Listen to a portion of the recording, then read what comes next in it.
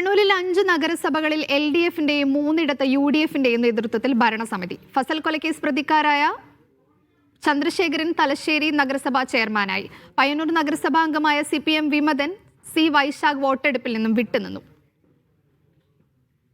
Koothuparamba, Thalassery, Iritty, Anthoor, Payyanur നഗരസഭകളിലാണ് LDF അംഗങ്ങൾ ഭരണത്തിലെത്തിയത്.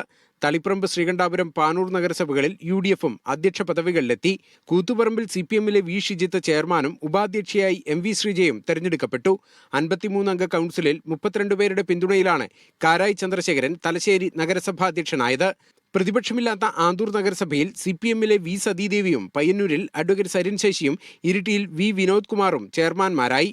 UDF-നൊപ്പം നിന്ന തളിപ്പറമ്പ് നഗരസഭയിൽ മുസ്ലിം ലീഗിലെ PK സുബൈർ ചെയർമാനും കോൺഗ്രസിലെ ദീപ രഞ്ജിത്ത് വൈസ് ചെയർമാനുമായി. പാനൂരിൽ മുസ്ലിം ലീഗ് അംഗം നൌഷദ് കൂടത്തിലാണ് അധ്യക്ഷ.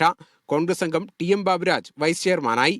ശ്രീകണ്ഠാപുരത്ത് കോൺഗ്രസിലെ EV രാമകൃഷ്ണൻ ചെയർമാനും ലീഗ് അംഗം നിഷിത റഹ്മാൻ വൈസ് ചെയർമാനായും തെരഞ്ഞെടുക്കപ്പെട്ടു.